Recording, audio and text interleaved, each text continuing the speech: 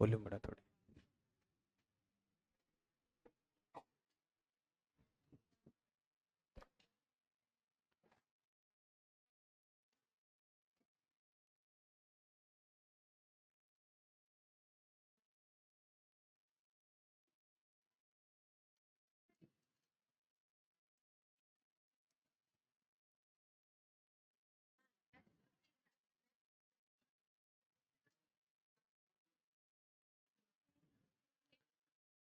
चलिए, good evening to all of you. Today we are going to start the new topic that is modal auxiliaries. Heading डालेगा आप, model auxiliaries.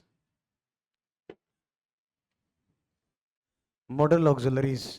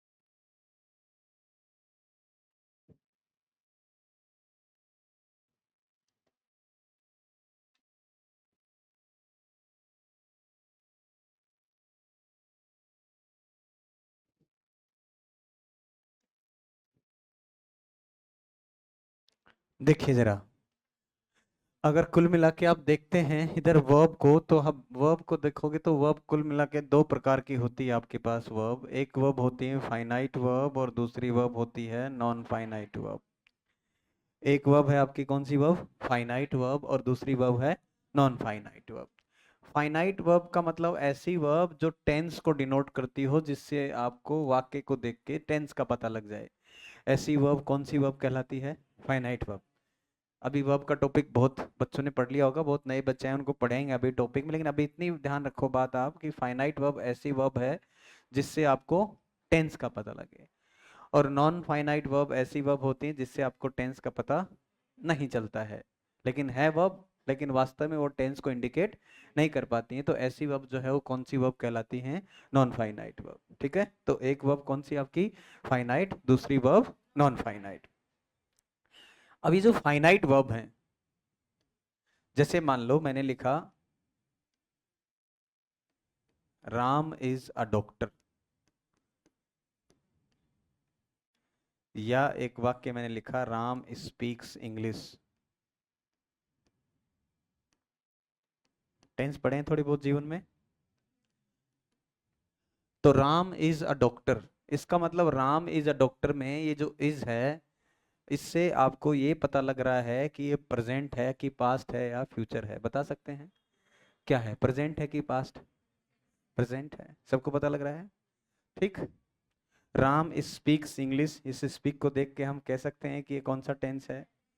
Present indefinite tense. इसका मतलब तो आप तो एक स्पीक्स को देख के भी पता लगा रहे हो कि प्रेजेंट इंडेफिनिट टेंस है, क्योंकि वर्ब की फर्स्ट फॉर्म में एस या एस लगा हुआ है। और इधर आप इस इज को देख के पता लगा सकते हैं कि कौन सा टेंस है, प्रेजेंट सिंपल या प्रेजेंट इंडेफिनिट टेंस है। किसकी वजह से पता लग रहा है? इज की वजह से। तो ऊपर वाले वाक्य में आपको इस इज एम आर की वजह से यानी इज की वजह से पता लग रहा है, और नीचे वाले वाक्य में किसकी वजह से पता लग रहा है? स्पीक यानी स्पीक्स लगा हुआ है, इसकी वजह से पता लग रहा है। तो दोनों वाक्य हैं और दो कंडीशन है। तो ऊपर जो पता लग रहा है यानी ऊपर जो क्रिया लिखी हुई है, वर्ब लिखी हुई है, उसको हम बोलते हैं हेल्पिंग वर्ब। कौन सी क्रिया? हेल्पिंग वर्ब या सहायक क्रिया। ये जो हेल्पिंग वर्ब होती हैं, इन्हीं को हम किस नाम से भी जानते हैं? ऑक्सिलरी के नाम से भी जानते हैं। किस नाम से? ऑक्सिलरी जो है, इस ऑक्सिलरी का मतलब होता है सहायक। ऑक्सिलरी का मतलब सहायक होता है, तो ये ऑक्सिलरी को भी नाम से जानते हैं। और ये अंग्रेजी में अगर आप इन ऑक्सिलरीज को देखेंगे, इन सहायक क्रियाओं को देखेंगे, तो इनकी संख्या इंग्लिश में 24 है। कुल मिला के अगर आप इन सहायक क्रियाओं को देखते हैं तो there are 24 helping verbs in English language. 24 सहायक क्रियाएं कुल मिला के। इन 24 को आप तीन कैटेगरी में बांट सकते हैं। एक बी की फॉर्म की कैटेगरी बांट सकते हैं। इस बी की फॉर्म की कैटेगरी में इज, एम, आर, वॉज और वर, यानी 5 सहायक क्रिया तो आपको ये दिख रही है, इज, एम, आर, वॉज और वर। दूसरा देखेंगे आप यहाँ तो एक दूसरा डू की फॉर्म देख सकते हैं, जिसमें डू हो सकता है, डज हो सकता है और डिड हो सकता है। डू, डज और डिड। तीसरा कैटेगरी में देखेंगे आप हैव की फॉर्म में देख सकते हैं, तो आपको यहाँ हैज मिल सकता है, हैव मिल सकता है और हैड मिल सकता है। 3 ये हो गई। तो कुल मिला के 5 ये हैं, 3 ये हैं और 3 ये हैं। इनको जोड़ोगे तो टोटल इनकी संख्या कितनी हो गई? 11 हो गई। तो 11 सहायक क्रियाएं जो आप टेंस में पढ़ रहे हैं। कितनी है इनकी संख्या? 11 है। इसके अलावा जो बची हुई हेल्पिंग वर्ब हैं वो होती हैं मॉडल हेल्पिंग वर्ब्स। और अगर इनको आप काउंट करके देखोगे तो आपको समझ में आएगा, ये 10 तो ऊपर लिखी हैं और 3 ये हैं, टोटल मिला के होंगी कितनी? 13। ठीक है, 13 ये हैं और 11 ये हैं। 13 और 11 कितनी होगी? 24। कुल मिला के अंग्रेजी में 24 हेल्पिंग वर्ब हैं। ठीक है, कितनी? 24 हेल्पिंग वर्ब्स हैं। और जितनी भी हेल्पिंग वर्ब्स हैं उनको हम सहायक क्रियाओं के नाम से जानते हैं। इनको हम ऑक्सिलरी के नाम से जानते हैं। किसके नाम से? These are known as auxiliaries, these are known as सहायक क्रियाएं, या इनको हम एनोमलस फाइनाइट वर्ब के नाम से भी जानते हैं।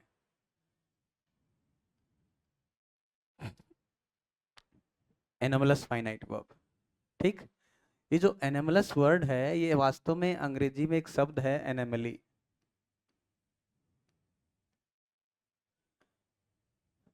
एनेमली से बना है। एनेमली का मतलब होता है कि व्यक्ति का अपने स्टैंडर्ड से नीचे उतर जाना। किसी व्यक्ति का अपने स्टैंडर्ड से नीचे उतरना वो कहलाता है एनेमली। समझ रहे हो आप? जैसे आपका मान लो स्टैंडर्ड ये है कि आप कॉफी पीते हैं, जिंदगी में कभी चाय पी नहीं, और किसी दिन आपने चाय पी ली, इसका मतलब आप अपने स्टैंडर्ड से, समझ गए मेरी बात? क्लियर है? तो आप अपने नीचे स्टैंडर्ड से नीचे आए, मतलब ये आपकी लाइफ में आपने क्या की? एनोमली की, यानी अपने स्टैंडर्ड से नीचे उतरना। ठीक, तो यहाँ एक्चुअली जो फाइनाइट वर्ब होती हैं उनका मुख्य उद्देश्य क्या होता है? जो फाइनाइट वर्ब होती हैं इनका उद्देश्य ये है कि भाई ये अपना मीनिंग वाक्य में खुद पूरा कर देती हैं। कौन सी verb? Finite verb. Finite verb ऐसी वर्ब होती हैं जो वाक्य में अपने मीनिंग को खुद पूरा कर देती हैं। तो मैंने अभी कहा कि आप कॉफी पीना पसंद करते हैं और आपका स्टैंडर्ड ये है कि आप कॉफी पीते हैं, लेकिन अब आप कॉफी नहीं पी के किस पे आ गए? चाय पे आ गए। इसका मतलब अपने स्टैंडर्ड से क्या हो गए? नीचे उतर गए। तो फाइनाइट वर्ब अपना मीनिंग पूरा खुद रखती हैं, अपना मीनिंग, और उनसे वाक्य में अपने आप वो अपने मीनिंग को क्या कर देती हैं? पूरा कर देती है। जैसे लिखा है राम स्पीक्स इंग्लिश। अब इस वाक्य में इससे अर्थ पूरा निकल रहा है कि राम हिंदी बोलता है। इसका मतलब ये तो अपना काम जैसा है वैसा ही कर रहे हैं। लेकिन ये जब हेल्पिंग वर्ब जो होती हैं ये वास्तव में अपना मीनिंग खुद पूरा नहीं रख पाती हैं, इसलिए इनको हम अपने स्टैंडर्ड से नीचे उतरता हुआ मानते हैं, और इसी वजह से इनको हम क्या बोलते हैं? एनामलस फाइनाइट वर्ब बोलते हैं। समझ गए? तो ये वर्ड अंग्रेजी में सेकंड ग्रेड में क्वेश्चन पूछा हुआ है कि एनामलस फाइनाइट वर्ब की संख्या कितनी है, तो इनकी संख्या कुल मिला के कितनी है? 24 है। तो एनामलस फाइनाइट वर्ब का मतलब क्या है भाई? Helping verb. क्या हो गया इनका मतलब? These are known as helping verb, इनको हम हेल्पिंग वर्ब के नाम से जानते हैं और इनकी संख्या इंग्लिश में कितनी है? 24 है। समझ गए? These are known as helping verbs. अब ये हेल्पिंग वर्ब वाक्य में क्या काम कर सकती हैं? अभी आप जब धीरे धीरे टेंस पढ़ेंगे, आगे ग्रामर पढ़ेंगे तो आपको समझ में आएगा। जनरली आप देखिए, अगर आप थोड़ी बहुत ग्रामर जानते हैं या पढ़ के आए हैं थोड़ी बहुत भी, मामूली सी भी, तो आपको ये है कि जब वाक्य को आप नकारात्मक बनाते हैं कभी भी, जैसे मैं कहूं कि राम स्पीक्स इंग्लिश, ये सकारात्मक वाक्य है, राम इंग्लिश बोलता है, कैसा वाक्य है? सकारात्मक वाक्य है, एफर्मेटिव सेंटेंस है, पॉजिटिव सेंटेंस है। अब इसको आप नेगेटिव बनाना चाहते हैं मान लो, तो क्या कहेंगे आप? राम अंग्रेजी नहीं बोलता है, इसका मतलब Ram does not speak English. इसका मतलब आपने इसमें एक हेल्पिंग वर्ब की रिक्वायरमेंट हो गई, किसकी? डज की। क्यों? जब सकारात्मक था तब तो जरूरत नहीं पड़ी आपको, तब तो आपने सीधा ही कह दिया राम स्पीक्स इंग्लिश। लेकिन जो ही नेगेटिव में गए तो आपको किसकी रिक्वायरमेंट होगी? हेल्पिंग वर्ब की। पास्ट इंडेफिनिट में जाएंगे आप उसमें भी देखिएगा, I went to school yesterday, कल मैं स्कूल गया। लेकिन नेगेटिव बनाना चाहेंगे तो क्या कहेंगे? I did not go to school yesterday. इसका मतलब वहां भी किसकी जरूरत पड़ी आपको? हेल्पिंग वर्ब की। इसका मतलब जब भी आप किसी वाक्य को नेगेटिव बनाना चाहते हैं तो ऐसी कंडीशन में आपको किसकी जरूरत पड़ती है? हेल्पिंग वर्ब की। तो इसका मतलब जो ऑक्सिलरीज होती हैं या नॉमिनल फाइनाइट वर्ब होती हैं, किसी भी वाक्य को नकारात्मक बनाने में अपना सहयोग प्रदान करती हैं। वाक्य को कैसा बना सकती हैं? ये नेगेटिव बना सकती हैं। कौन सी वर्ब? अभी हम मॉडल नहीं पढ़ रहे हैं, अभी हम सहायक क्रियाओं की बात कर रहे हैं, मॉडल पे तो अभी हम आएंगे। इसका मतलब ये जो फाइन ऑक्सिलरीज हैं, सहायक क्रियाएं हैं, जो किसी वाक्य को क्या बना सकती हैं? नेगेटिव बना सकती हैं। ठीक है। जब आप देखते हैं कि हिंदी वाक्य को अंग्रेजी में कन्वर्ट करते हैं तो आपको पता लगे, जैसे मैं कहूँ क्या वह एक अच्छा लड़का है, आप इसकी अंग्रेजी बनाना चाहते हैं तो क्या बोलेंगे आप? क्या वह एक अच्छा लड़का है, तो क्या बोलेंगे आप अंग्रेजी में? बोलो ना एक बार। इतना कोई भारी क्वेश्चन तो पूछा नहीं मैं। Is he a good boy, तो इज आप स्टार्ट में लेके आ गए। इसका मतलब ये जो इज है ये वाक्य को कैसा बना रहा है? इंटरोगेटिव बना रहा है। इसको ही इज कर देंगे तो वापस वाक्य कैसा बन जाता है? एफर्मेटिव। और इज ही करते वाक्य कैसा बन गया? इंटरोगेटिव। इसका मतलब ये जो सहायक क्रिया है वाक्य को कैसा बना सकती है? नेगेटिव बना सकती हैं, इंटरोगेटिव बना सकती हैं। जब आप एक्टिव से पैसिव बनाएंगे तो भी आपको हेल्पिंग वर्ब की जरूरत पड़ती है। इसका मतलब वाक्य के पैसिव कंस्ट्रक्शन में काम आ सकती हैं। ठीक। इसके अलावा जैसे आप मॉडल इस्तेमाल करेंगे, मॉडल पढ़ेंगे, तो जैसे आप पढ़ते हैं कि आई कैन स्पीक इंग्लिश, इसका मतलब क्या हुआ? इसका मतलब ये हुआ कि I am able to speak English, मैं अंग्रेजी बोल सकता हूँ। इसका मतलब आपके मूड या मोड बताने का काम भी कर सकती हैं। तो इस प्रकार से आप देखते हैं कि सहायक क्रियाएं 3-4 तरीके से काम कर सकती हैं। ये किसी वाक्य को नेगेटिव बना सकती हैं, किसी वाक्य को इंटरोगेटिव बनाने में हेल्प कर सकती हैं, किसी वाक्य का मूड या मोड बताने में हेल्प कर सकती हैं, वाक्य का पैसिव वॉइस बताने में हेल्प कर सकती हैं। और ये हेल्प करती हैं सब में, इसीलिए इनको हम क्या बोलते हैं? हेल्पिंग वर्ब्स बोलते हैं, सहायक क्रियाएं बोलते हैं। और इनकी संख्या 24 है। ठीक है, संख्या में कितने हैं ये? 24 है। बात समझ में आ गई? यस और नो? और इनका नाम एनोमलस फाइनाइट वर्ब इसलिए है कि इनफाइनाइट वर्ब वो वर्ब होती हैं जो खुद अपना मीनिंग अपने आप में पूरा कर लेती हैं, लेकिन ये वास्तव में खुद अपना मीनिंग तो पूरा नहीं कर पाते हैं, लेकिन कभी कभी जो वर्ब होती हैं उसके मीनिंग को पूरा करने में सहयोग प्रदान करती हैं। Because of that they are known as helping verbs. तो हम ये कह सकते हैं कि फाइनाइट वर्ब की हमारे पास दो कैटेगरी हो सकती हैं। फाइनाइट वर्ब यानी वो वर्ब जिससे आपको टेंस का पता लगे, इनकी दो कैटेगरी हो सकती है। एक कैटेगरी हो सकती है आपकी लेक्सिकल वर्ब या मेन वर्ब, ठीक। और दूसरी हो सकती है आपकी ऑक्सिलरी वर्ब। ऑक्सिलरी का मतलब सहायक क्रियाएं। कौन सी क्रियाएं? सहायक क्रियाएं। और इन सहायक क्रियाओं को हम दो भागों में बांट सकते हैं, एक प्योर ऑक्सिलरीज, है ना, प्योर ऑक्सिलरीज, और दूसरा मॉडल ऑक्सिलरीज।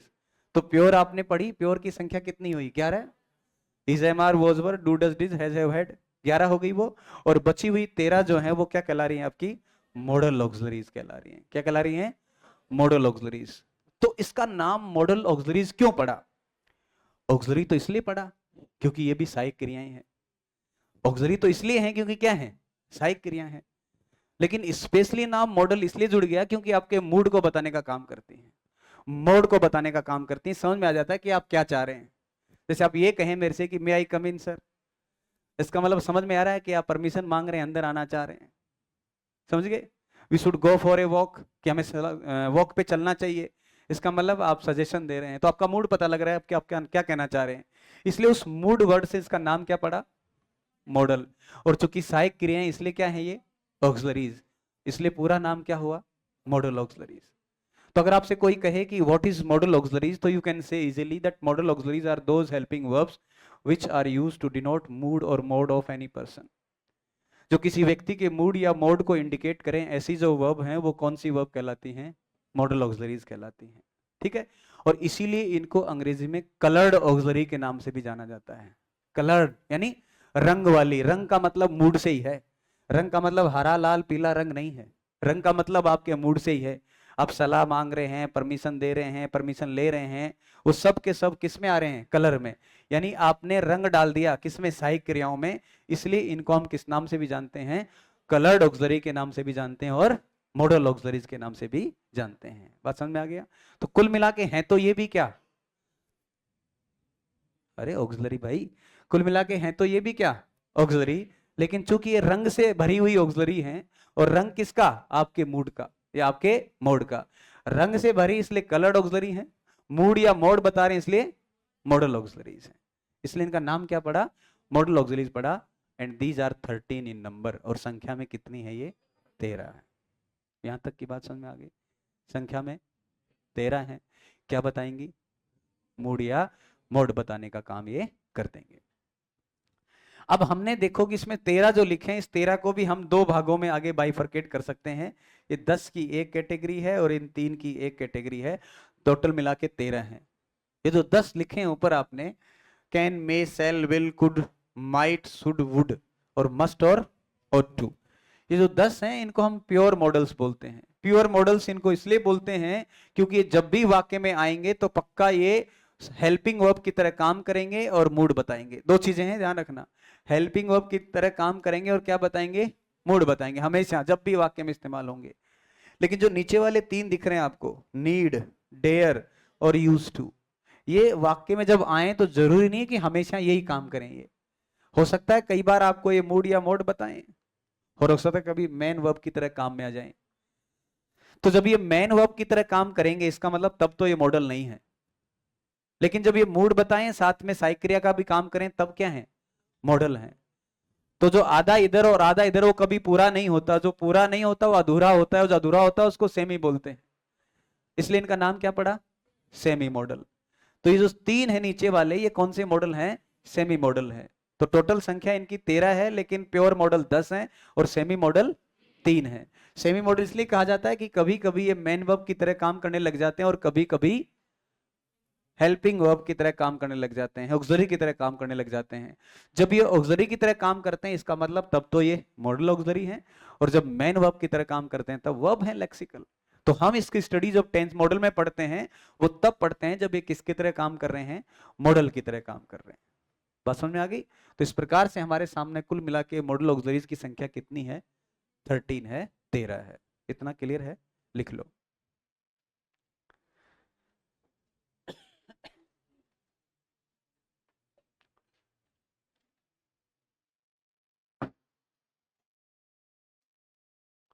लिखो।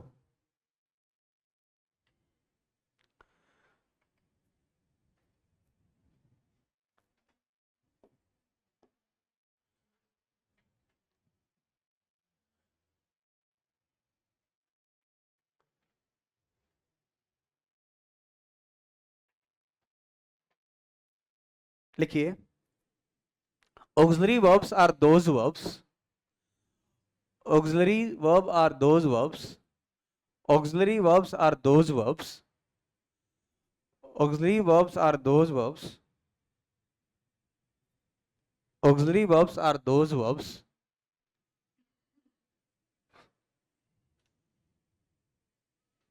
auxiliary verbs are those verbs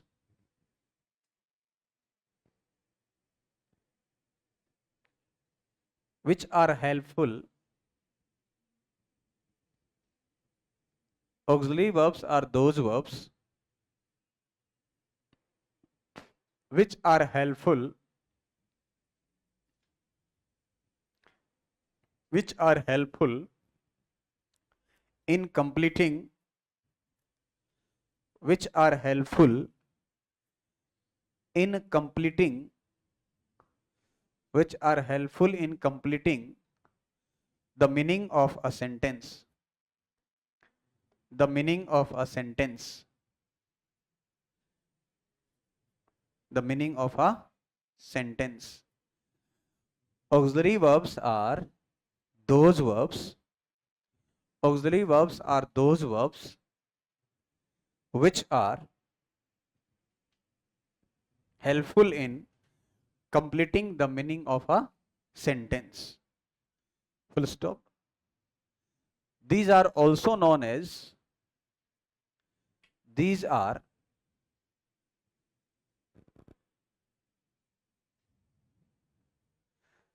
also known as, these are also known as anomalous finite verbs.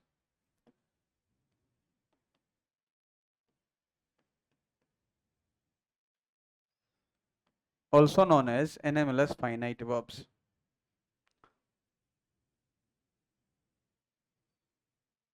Anomalous finite verbs. Full stop.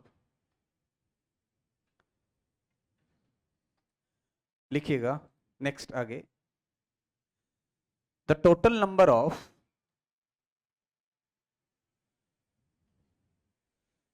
the total number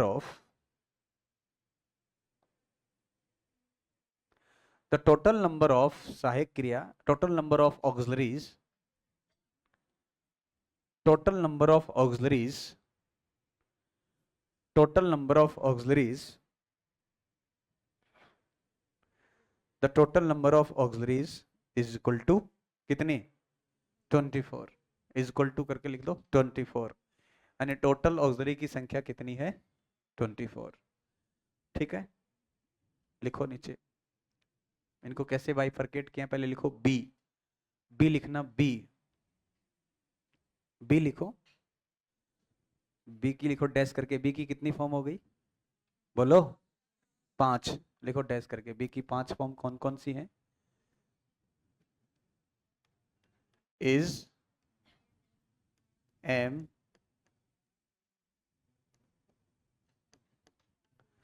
is, am, are, was, were. is, am, are, was, were. 5 form हो गई B की. दूसरा लिखो have, have की कितनी form हो गई 3. Has, have, had.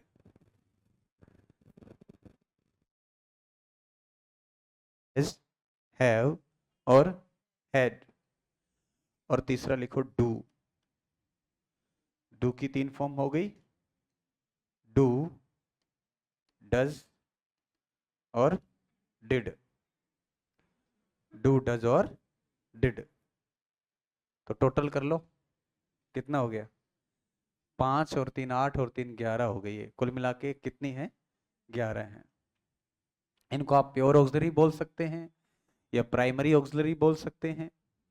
इनकी संख्या कितनी है 11 है.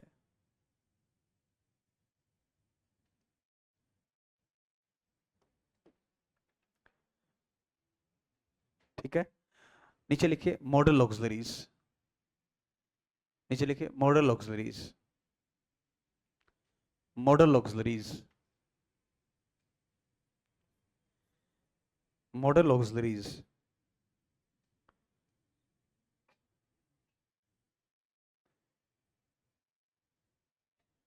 मॉडल ऑक्सिलरीज लिखो डैश करके. लिखिए modal auxiliaries are, modal auxiliaries are, model auxiliaries are those helping verbs. Model auxiliaries are, model auxiliaries are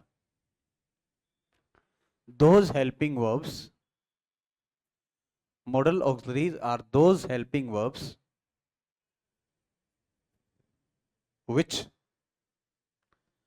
modal auxiliaries are those helping verbs which are used to, modal auxiliaries are those helping verbs which are used, which are used, used, which are used to which are used to which are used to denote which are used to denote का मतलब indicate करना, दर्शाना, प्रदर्शित करना, which are used to denote mood और mode,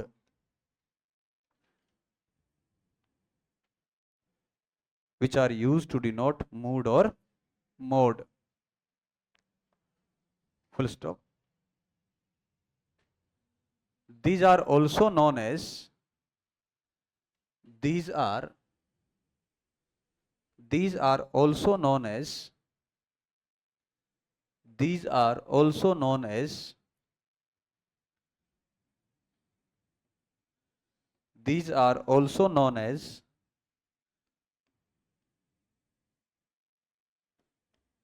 colored auxiliaries. इनको हम colored auxiliaries के नाम से भी जानते हैं. These are also known as colored auxiliaries. इनको हम colored auxiliaries के नाम से भी जानते हैं. colored auxiliary क्यों कह रहे हैं भाई? कलर का मतलब इसलिए क्योंकि क्या बता रही हैं, मूड या मोड बता रहे हैं, इसलिए हमको किस नाम से भी जानते हैं, इनको कलर्ड ऑक्सिलरी के नाम से भी जानते हैं. तो आप इनको कलर्ड ऑक्सिलरी कह सकते हैं या मॉडल ऑक्सिलरी कह सकते हैं. लिखिए नीचे, modal auxiliaries are modal auxiliaries are modal auxiliaries are of model auxiliaries are of two category.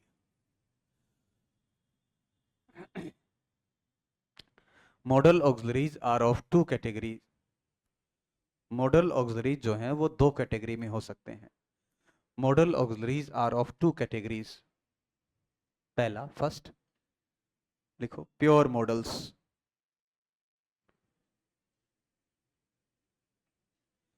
Pure modals.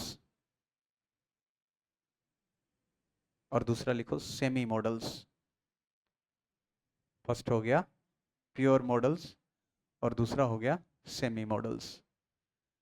Pure modals और सेमी मॉडल्स. प्योर मॉडल्स और सेमी मॉडल्स. लिखिए, प्योर मॉडल्स. लिखिएगा pure modals. Pure models.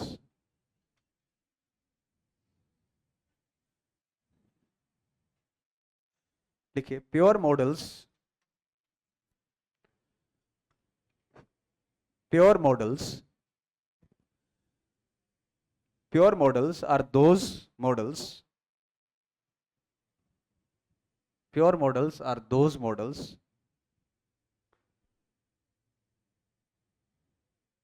which always work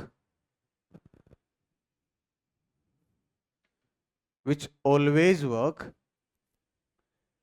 which always work as which always work as helping verb.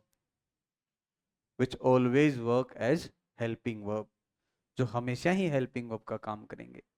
which always work as helping verb, जो हमेशा किसका काम करते हैं, helping verb का काम करते हैं. always work as helping verb, full stop. these are, इसी में लिखना है these, THESE. these are 10 in number, 10 in number. these are 10 in number. इनकी संख्या कितनी है भाई, 10 होती है. these are 10 in number. इनकी संख्या कितनी है, 10 है. लिखो क्रम से. नंबर 1 लिखते जाओ, can comma can comma may comma can comma may comma shall comma will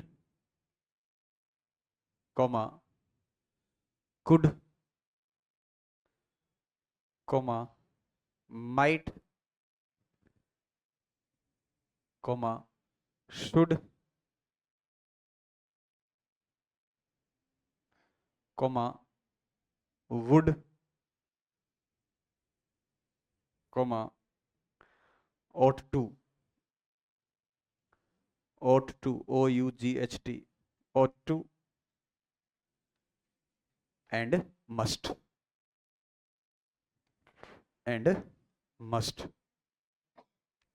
कितने हो गए 10। नीचे लिखो सेमी मॉडल्स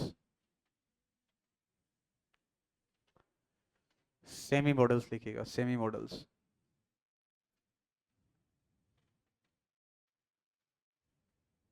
लिखिए सेमी मॉडल्स, लिखो semi modals are those models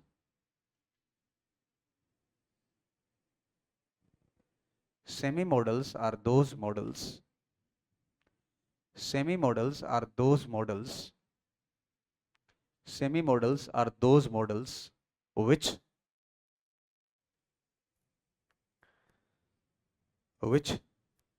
sometime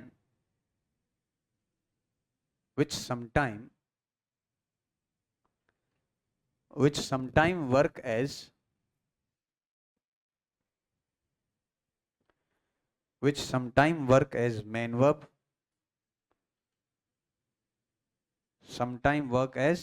main verb, underline कर लो main verb, sometime verb as main verb or sometime as helping verb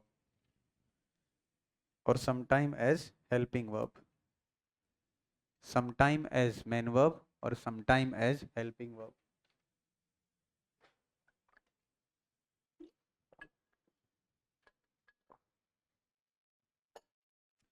full stop। These are three in number these are three in number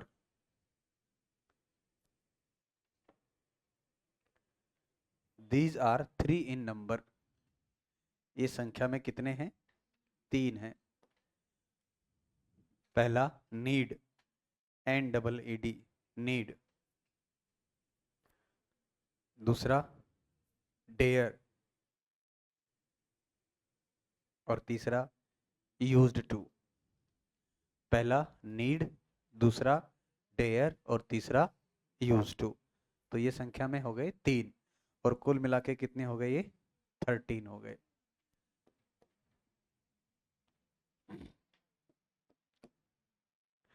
यहां तक की बात समझ में आई क्या आपको? बोलो। अंग्रेजी में कुल मिला के सहायक क्रिया कितनी होती हैं 24 होती हैं। ठीक, इनको हम सहायक क्रिया भी कह सकते हैं या फिर एनामलस फाइनाइट वर्ब भी कहते हैं। और एनामलस क्यों कहते हैं मैंने समझा दिया उसको। एनामलस वर्ड किससे आया? एनामली से आया है, इसलिए हम इसको एनामलस फाइनाइट वर्ब भी बोल देते हैं। ठीक है, और ये जो है टोटल संख्या में 24 हैं, जिसको हम 2 कैटेगरी में बांट सकते हैं। एक आपकी कौन सी हो सकती है? प्योर ऑक्सिलरीज, और एक हो सकती है आपकी मॉडल ऑक्सिलरीज। प्योर ऑक्सिलरीज की संख्या 11 है, इसमें is am are was were हो गया, डू डज डिड हो गया और हैज हैव हैड हो गया। और बचे हुए जो हैं वो क्या हैं? आपके मॉडल ऑक्सिलरीज। और इनको मॉडल ऑक्सिलरीज क्यों कह रहे हैं?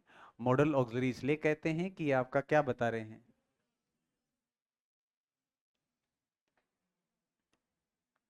इसलिए किस नाम से जानते हैं इनको? मॉडल ऑक्सिलरी के नाम से जानते हैं। ठीक है, और इनका दूसरा नाम हो सकता है कलर्ड ऑक्सिलरीज। वो कलर भी किसको इंडिकेट कर रहा है? वो भी मूड या मोड को इंडिकेट कर रहा है। तो आप मॉडल ऑक्सिलरी कहें या कलर्ड ऑक्सिलरीज कहें, एक ही बात है। अब उसमें हमने 2 कैटेगरी देखी, एक हमने क्या देखा? प्योर, और दूसरा सेमी। प्योर वो हैं जो हमेशा किसका काम करेंगे? हेल्पिंग वर्ब का। हमेशा जो हेल्पिंग वर्ब का काम करें तो प्योर ऑक्सिलरीज हैं, प्योर मॉडल ऑक्सिलरीज हैं। और जो कभी हेल्पिंग वर्ब का काम करें, कभी मेन वर्ब का काम करें, इसलिए इनको क्या कहते हैं? Semi model. अब ये सेमी है, कभी देखना, कभी इधर और कभी इधर, कभी इधर और कभी, यानी यहां इधर चले जाएंगे या इधर चले जाएंगे। तो एक एक किनारे पे रहते हैं, एक मार्जिन पे रहते हैं ये, इसलिए इनको मार्जिनल वर्ब भी बोलते हैं कई बार। कौन सी वर्ब बोलते हैं? मार्जिनल, यानी किनारे पे हैं, इधर आएंगे तो प्योर मॉडल बन जाएंगे, उधर जाएंगे तो मेन वर्ब बन जाएंगे। इसलिए उनको किस नाम से भी जानते हैं हम? मार्जिनल वर्ब के नाम से भी जानते हैं। तो ये हमारे पास कुल मिला के संख्या में हो गए 13। अब सवाल ये उठता है कि जब एग्जाम में अब क्वेश्चन आए तो एग्जाम में क्वेश्चन आपको क्या पूछ सकता है, इससे मॉडल का क्वेश्चन क्या बनता है एग्जाम के लिहाज से, आप मॉडल के क्वेश्चन को आइडेंटिफाई करना चाहें तो कैसे कैसे क्वेश्चन आप बना सकते हैं। मान लो एक क्वेश्चन आपको ये हो सकता है,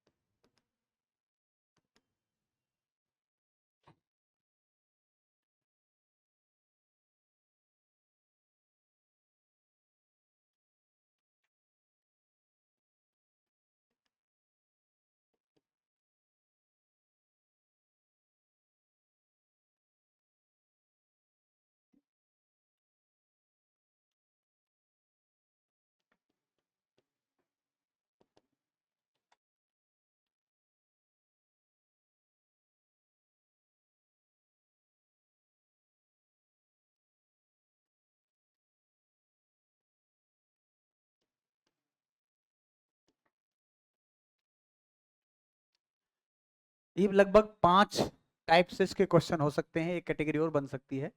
पहले 5 प्रकार से आपसे क्वेश्चन पूछ सकता है मॉडल का। नंबर 1, पहला जो वाक्य देख रहे हैं आप, आई ब्लैंक स्पीक हिंदी, और आपको ब्रैकेट में एक वर्ड लिखा हुआ है एबिलिटी। इसका मतलब आपको ये कह रहा है कि भाई आपको जो ब्लैंक दिया गया है उसके अंदर आपको ऐसा मॉडल फिलअप करना है, ऐसी मॉडल ऑक्सिलरी फिलअप करनी है जो आपको किसका इंडिकेशन करती हो? एबिलिटी का इंडिकेशन करती हो। और ये जो वर्ड लिखे होते हैं मॉडल में, इनको हम बोलते हैं कॉन्सेप्ट्स, या टेक्निकली और बोलना चाहें तो इनको बोलते हैं नोशंस। क्या बोलते हैं इनको? कॉन्सेप्ट्स और नोशंस। इसका मतलब जो एबिलिटी वर्ड लिखा है ये कोई कॉन्सेप्ट या नोशन है, और आपको कुछ नहीं सोचना है इसमें, आपको सिर्फ ऐसा मॉडल फाइंड आउट करना है जो किसको इंडिकेट करता होगा? एबिलिटी को इंडिकेट करता होगा। तो अगर आपको ये पता है कि एबिलिटी जो है वो कैन से डिनोट हो सकती है, तो आपको कोई प्रॉब्लम नहीं आएगी, आप आसानी से किसका यूज कर सकते हैं? कैन का यूज कर सकते हैं। ठीक है। दूसरा आपको क्वेश्चन दिख रहा है, I am able to speak Hindi. इसके अंदर ये जो नीचे हेल्पिंग वर्ब दी गई है एम एबल टू, ये यहाँ ये दिया गया है, ये मान लो अंडरलाइन करके दे दिया आपको क्योंकि ऑब्जेक्टिव पेपर है आपका। और आपको कह रहा है कि भाई इस वाक्य में ये जो अंडरलाइन वर्ड है इसको रिप्लेस करो, और रिप्लेस करते हुए इसके अंदर मॉडल फिलअप करो। इसका मतलब बात वही है, वहां आपको उसने ब्रैकेट में दे दिया, यहाँ इसको आपने वाक्य में दे दिया। तो आप इसको वापस, वही नोशन किसका है? ये एबिलिटी का। तो चूंकि एम तो खुद भी सहायक क्रिया है, दो सहायक क्रिया तो होती नहीं है, तो एम भी हटेगा साथ में, और जो एबिलिटी है, एबल वाला जो कॉन्सेप्ट है, नोशन है, वो भी हटेगा। तो यहाँ रिटाइट करेंगे तो आंसर क्या हो जाएगा? I can speak Hindi. ठीक है। तीसरा जो सेंटेंस दिख रहे हो आप, आई ब्लैंक स्पीक हिंदी, इसमें आपको उसने थोड़ी सी परेशानी कर दी। और परेशानी ये कि भाई आपके सामने ब्लैंक सेंटेंस है, इसमें आपको दो बातें सोचनी है। नंबर 1, पहले तो ये सोचना है कि कौन सा नोशन या कौन सा कॉन्सेप्ट आपके दिमाग में आ रहा है। आप क्या सोच रहे हैं इस वाक्य में? भाई ये एबिलिटी है, परमिशन है, पॉसिबिलिटी है, पर्पज है, कैपेसिटी है, कैपेबिलिटी है, स्ट्रॉन्ग ऑब्लिगेशन है, मॉरल ऑब्लिगेशन है, मतलब कौन सा भाव आप देख पा रहे हैं? तो पहले तो आपको याद करना है कि भाव कौन सा है। और आपको भाव का मतलब किलो वाली दर वाला भाव नहीं है, भाव ये कॉन्सेप्ट और नोशन। तो पहले तो आपको एक कॉन्सेप्ट और नोशन देखना है, और अगर कॉन्सेप्ट और नोशन पता लग गया तो उस कॉन्सेप्ट या नोशन को इंडिकेट करने वाले मॉडल को आपको यूज करना है। तो आपको पता लग गया भाई इस वाक्य में मुझे लग रहा है कि एबिलिटी की बात कर रहा है, और एबिलिटी के लिए हम किसका इस्तेमाल करते हैं? कैन का इस्तेमाल करते हैं। तो आंसर क्या आ गया? इसका भी कैन आ गया। ठीक है। चौथा सेंटेंस जैसा आप देख रहे हैं, इसमें 4 पार्ट किए हैं वाक्य के, आई में स्पीक हिंदी। 4 टुकड़ों में तोड़ा हुआ है। इसका पहला आई जो है पार्ट ए हो गया, मे पार्ट बी हो गया, स्पीक पार्ट सी हो गया, डी हिंदी हो गया आपका पार्ट। तो ये एसएससी टाइप में क्वेश्चन या जो आपके क्या बोलते हैं सेंटर एग्जाम वाले क्वेश्चन होते हैं, उसमें क्या करते हैं कि कौन से हिस्से में गलती है उसको फाइंड आउट करो। ए गलत है या बी गलत है या सी गलत है या डी गलत है। तो आपको पता है कि यहाँ मैं गलत कर रहे हैं क्योंकि यहाँ हमें क्या करना है एबिलिटी का, तो इसका मतलब आप कहोगे कि पार्ट बी में गलती है। तो काम इतना ही चल गया आपसे कि आपने ये बता दिया कि गलती कौन से पार्ट में है, बी में गलती है। लेकिन अगली कंडीशन जो लिखी है आई में स्पीक हिंदी, उसमें मे वर्ड को उसने अंडरलाइन कर दिया और अंडरलाइन करके पूछ रहा है कि भाई ये जो मे लिखा है ये ठीक लिखा है या नहीं लिखा है। और अगर ठीक लिखा है तो चौथा ऑप्शन हमेशा होता है नो इंप्रूवमेंट, और पहला ऑप्शन माइट कर दिया, दूसरा ऑप्शन कैन कर दिया, तीसरा ऑप्शन विल कर दिया। तो आपको लगता है कि ऑप्शन चेंज करना है तब तो 4 3 में से जो है कर दो। चौथा ऑप्शन हमेशा ऐसे वाक्यों का होता है नो इंप्रूवमेंट, कि जैसा है वैसा है रहने दो, कोई दिक्कत नहीं है। तो ऊपर वाले में उसमें अंतर क्या हुआ कि ऊपर वाले में तो केवल आपसे गलती पूछ रहा था, आपने गलती बता दी। यहाँ एक स्टेप थोड़ा आगे बढ़ गया कि आपसे ये पूछ रहा है गलत तो है पर ये भी बताओ सही कौन सा है।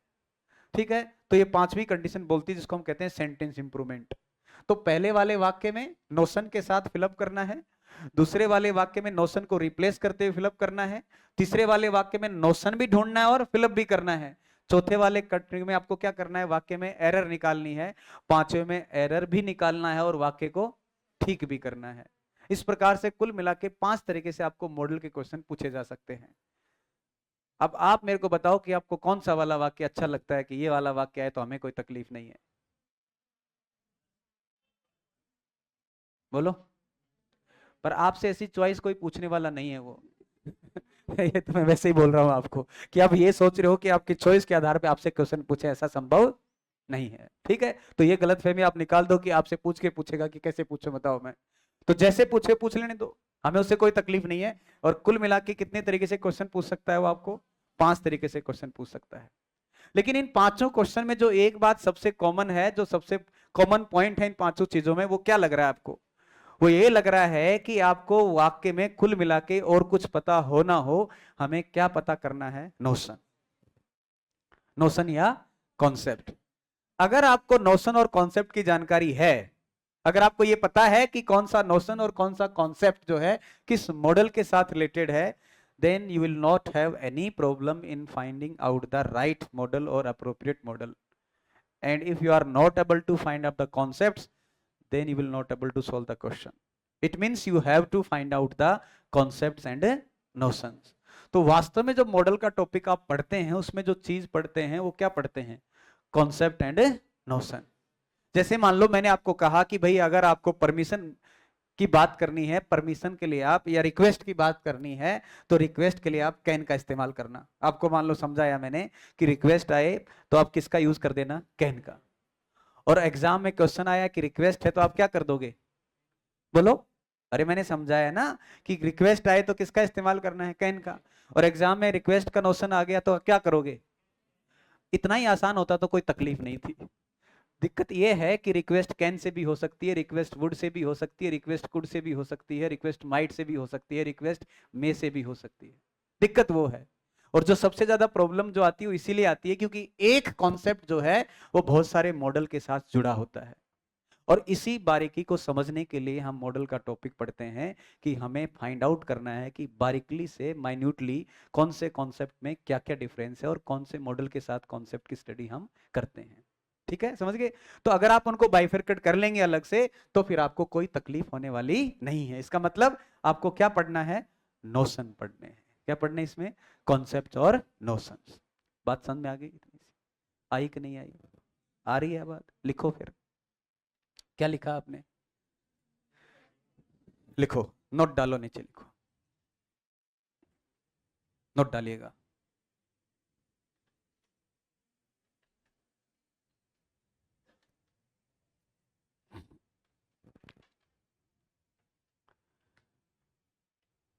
लिखिए, we can have, we can have, we can have following types of questions. We can have following type of questions. We can have following types of questions we can have following types of questions related to related related to related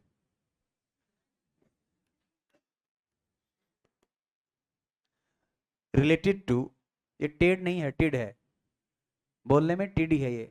अब तुम Ted बोलो तो कोई दिक्कत को नाम लिख लो। Related to model,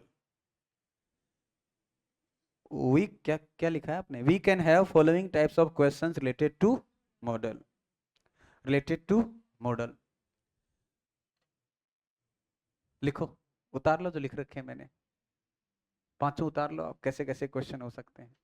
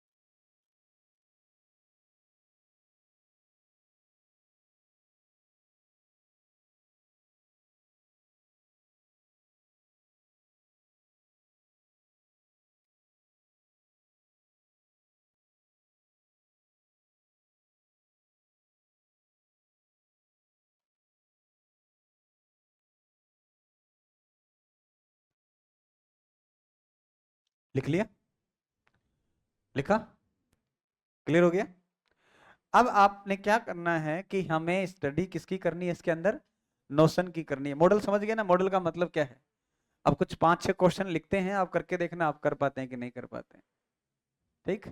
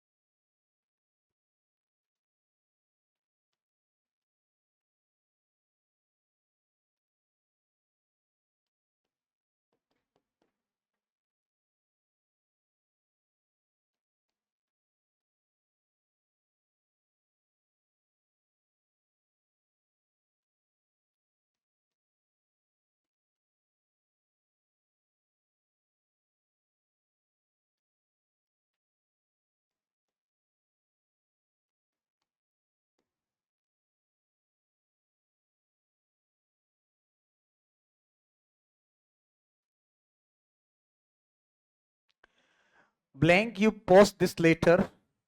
Blank, I use your pen. Fire blank be dangerous. You blank follow the traffic rules. You blank not park your vehicle here as you are not authorized. As you are not authorized.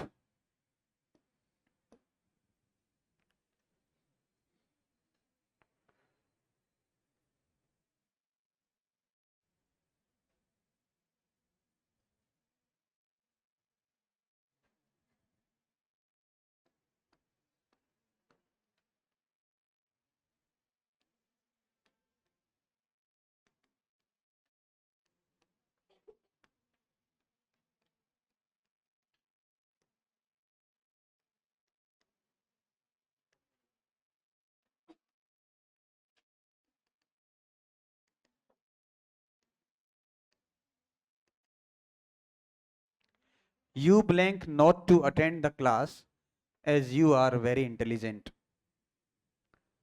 As you are very intelligent.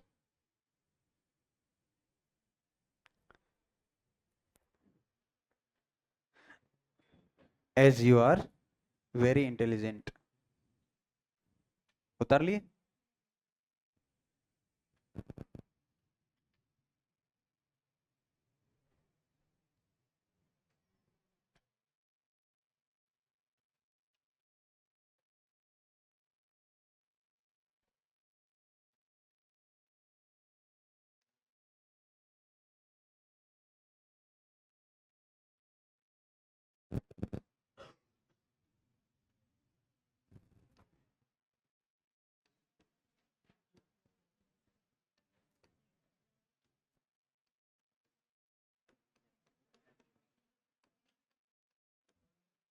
Blank, you take some tea, please.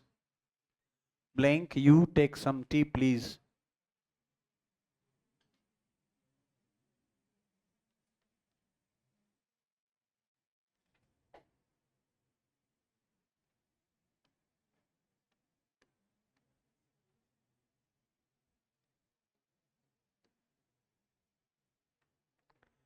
I blank play cricket.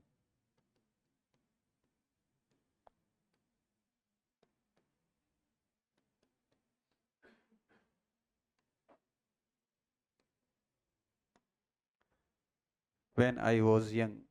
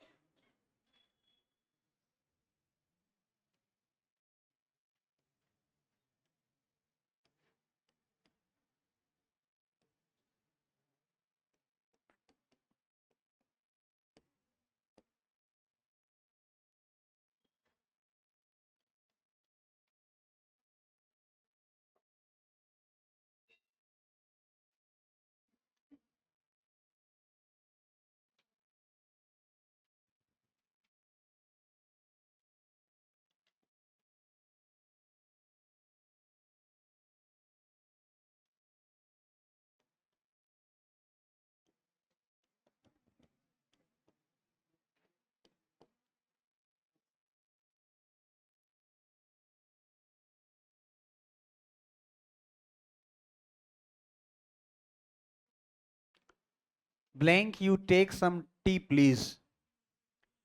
I blank play cricket when I was young.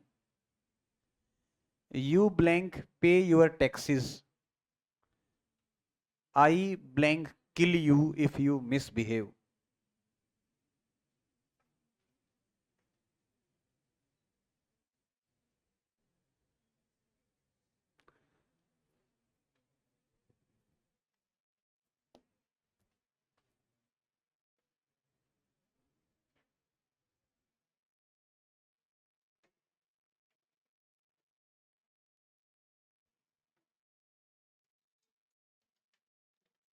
करो जरा हल.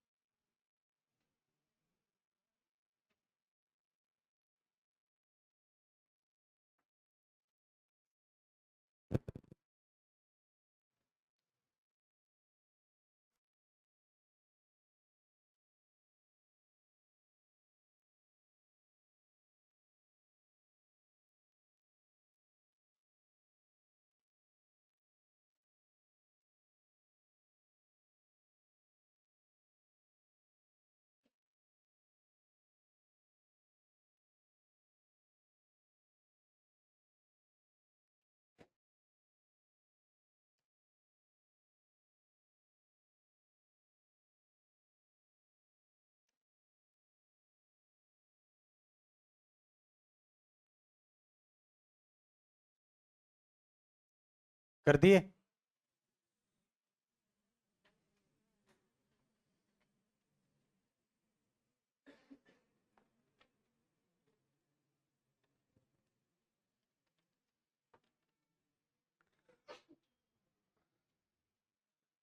Option 13 है आपके पास,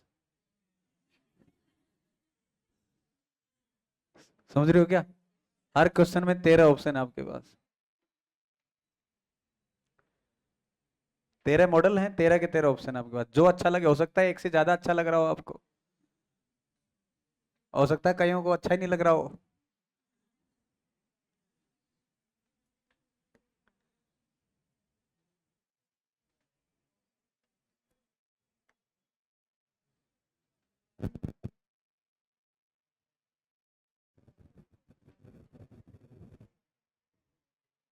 कर दें?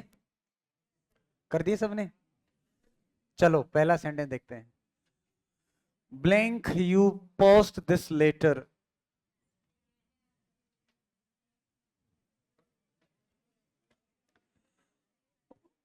क्या हुआ? ओह, क्या हो गया? Could you pause this later? Blank, I use your pen.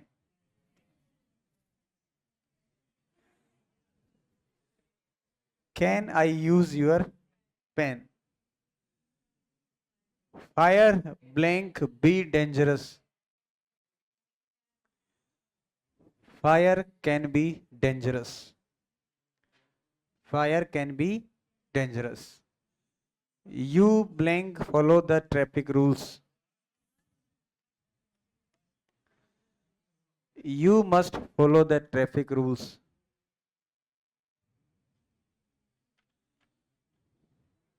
You blank not park your vehicle here as you are not authorized.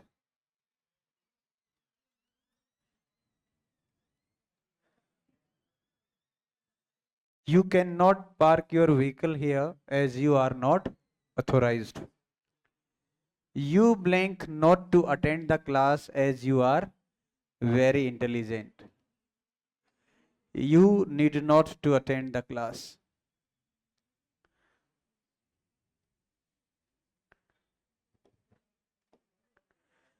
Blank, you take some tea please.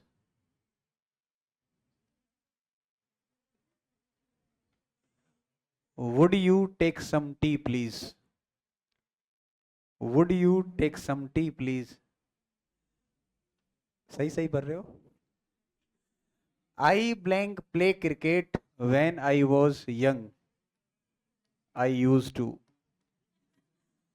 I used to play cricket when I was young. You must pay your taxes.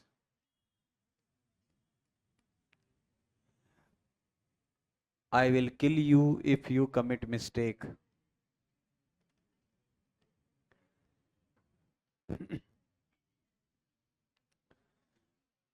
I will kill you if you misbehave.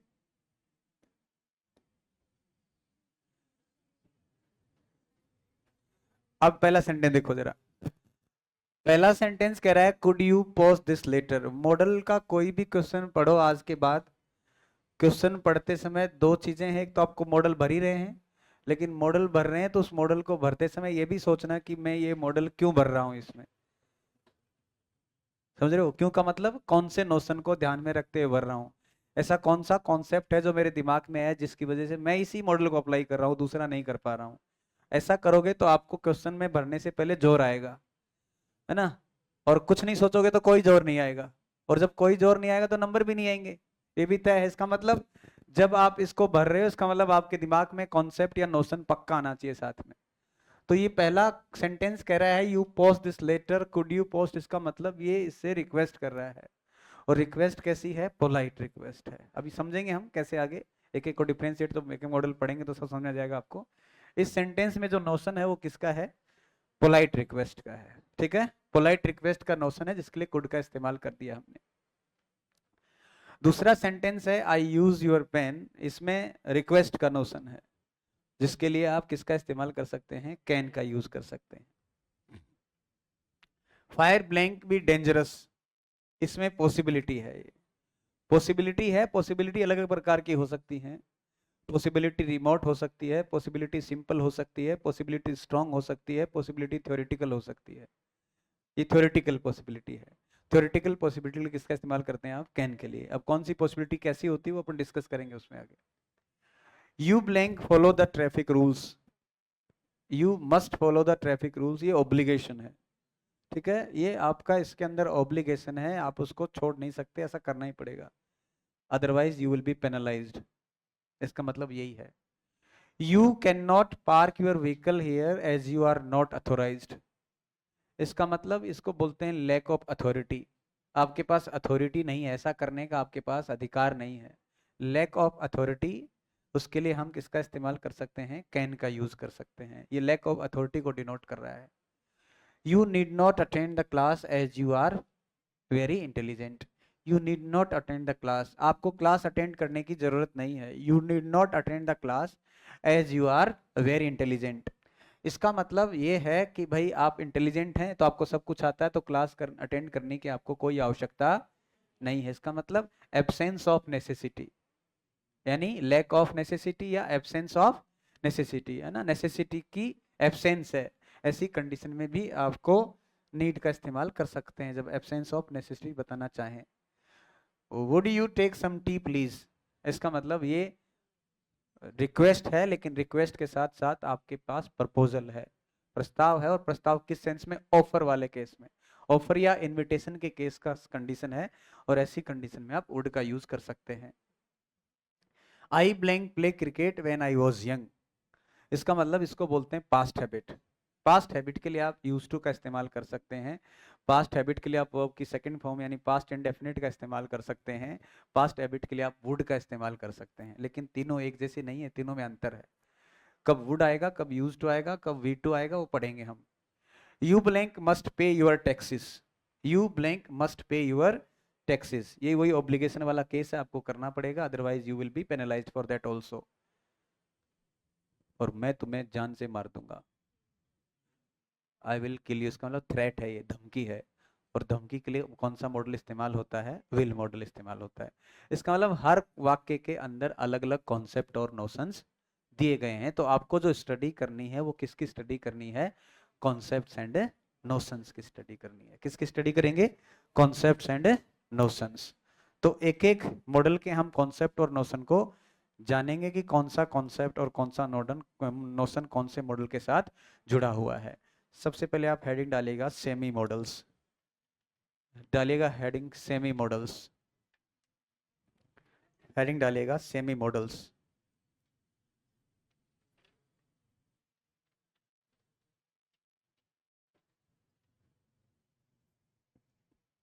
तो modal में क्या पढ़ोगे आप? क्या पढ़ोगे modal में? Concepts and notions. क्या पढ़ोगे मॉडल में? Concepts and notions. लिखो सेमी मॉडल्स, लिखिएगा डैश करके। These are three in number, ये पहले भी लिख चुके हैं आप, दोबारा लिख रहे हैं। These are three in number, ये संख्या में तीन है। These are three in number.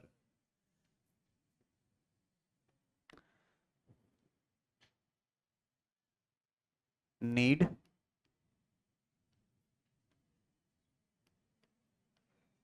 Dare और यूज्ड टू। नीड, डेयर और यूज्ड टू। नीड, डेयर और यूज्ड टू। पीछे आप पढ़ के आए हो भाई कि इनको हम किस नाम से जानते हैं? सेमी मॉडल्स के नाम से जानते हैं। और इनको सेमी मॉडल हम क्यों जानते हैं? Why these are semi modal? इनको सेमी मॉडल इसलिए कहते हैं कि कभी ये वाक्य में मेन वर्ब का काम कर लेते हैं और कभी कभी वाक्य में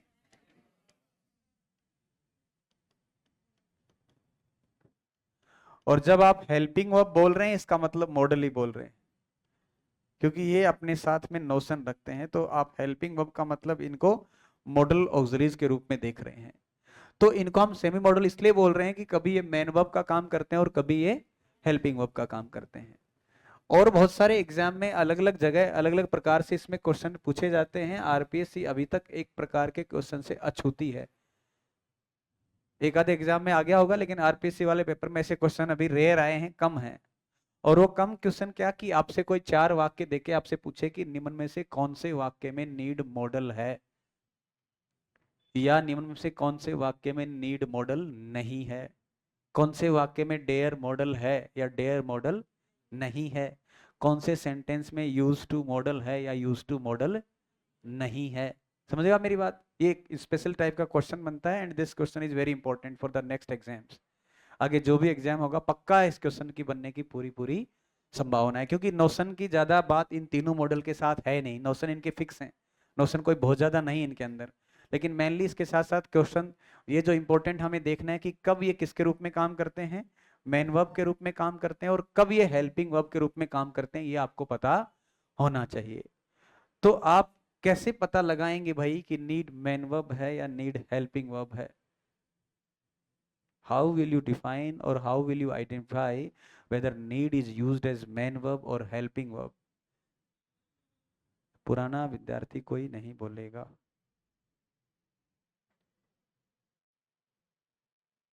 क्वेश्चन समझ गए मेरा? आप किसी वाक्य में कैसे अंदाजा लगा सकते हैं कि नीड जो है वो किसी वाक्य में मॉडल है या मॉडल नहीं है, इसका आइडिया आप कैसे लगाएंगे?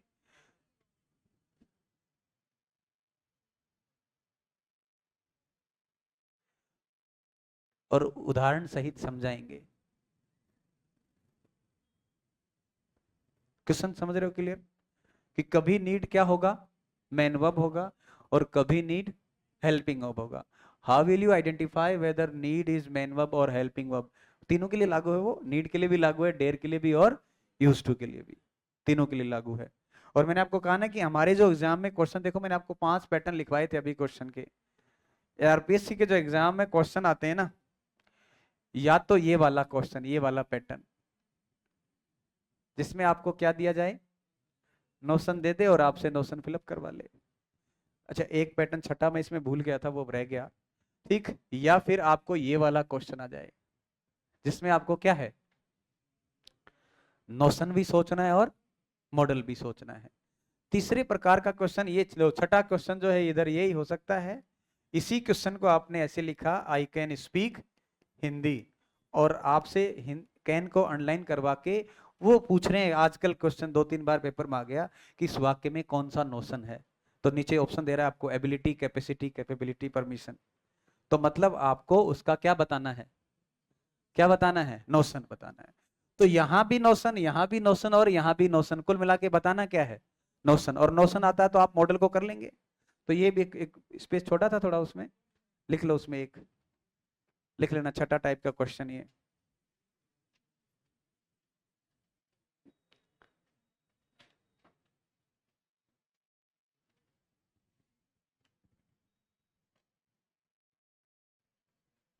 पांच लिखे थे ना पहले, 6 और एड ऑन कर लो, छठा एड ऑन कर लो उसमें।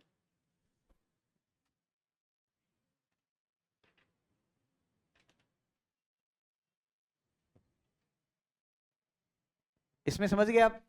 इसमें आपको ऑप्शन देके 4 पूछेगा, एबीसीडी कोई भी, तो आपको नोशन पता हो तो आप बता देंगे इस वाक्य में किसका है, एबिलिटी है। ठीक है, ऐसा नोशन आपसे पूछ लेगा तो आप you can easily identify that it denotes the case of ability. ये किसको डिनोट कर रहा है, एबिलिटी का केस को डिनोट कर रहा है। पर यहां तो ऐसी नौबत नहीं है सेमी मॉडल में ज्यादा, क्योंकि सेमी मॉडल में 2 ही कंडीशन है। जैसे नीड का मतलब क्या होता है, आवश्यकता। तो 2 बातें हो सकती हैं, या तो आवश्यकता है या आवश्यकता नहीं है। अरे या तो आवश्यकता है या आवश्यकता, मैं बहुत कमजोर हूं इसलिए मुझे कोचिंग की आवश्यकता है, तुम बहुत होशियार हो इसलिए तुम्हें कोचिंग की आवश्यकता। समझ गए मेरी बात? तो या तो नीड है या नीड नॉट है, 2 ही कंडीशन है। डेयर का मतलब वही है, चैलेंज या साहस से। तो या तो आप में साहस है या आप में साहस नहीं है, तो या तो आप डेयर करते हैं या डेयर नॉट होगा। और यूज टू का भी वही कंडीशन है, या तो आप की पास्ट हैबिट थी या फिर नहीं थी। तो नोशन तो समझ गए, यहाँ तो पास्ट हैबिट आएगा, यहाँ चैलेंज या डेयर, और यहाँ आवश्यकता। तो नोशन की कहानी तो इनमें ज्यादा नहीं है, ये वाली जो कंडीशन में पूछ रहा हूं आपको कि कब ये मेन वर्ब के रूप में इस्तेमाल हो रहे हैं और कब ये हेल्पिंग वर्ब के रूप में इस्तेमाल हो रहे हैं, ये आपको आइडेंटिफाई करना है इसके अंदर। ठीक है, समझ गए, जिसको हम कल सीखेंगे। अब एक बार रिवाइज करो फटाफट पीछे वाला, देखते हैं।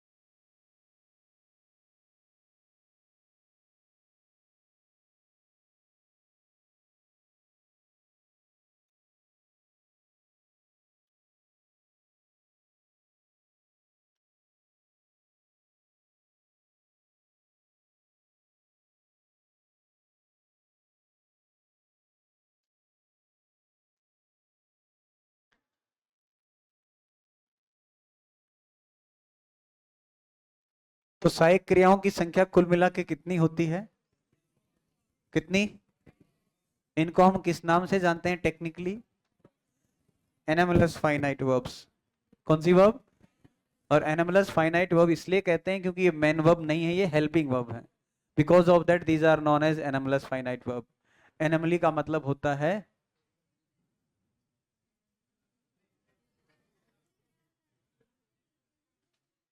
अंग्रेजी में बोलो ना, सोचना रास्ते में अंग्रेजी में कैसे बोलना उसको। ठीक है, जो एनामलस फाइनाइट वर्ब है उन्हीं को हम साइक्रे कहते हैं। कुल मिला के संख्या में 24 हैं, दो भागों में डिवाइड कर सकते हैं, प्योर ऑक्सिलरी और प्योर ऑक्सिलरी को प्राइमरी ऑक्सिलरी भी बोल सकते हैं, जिसमें 11 हैं। Is, am, are, was, were, do, does, did, has, have, had. इनकी संख्या कितनी है? 11 है। और बचे हुए हैं वो क्या कहलाते हैं? मॉडल्स।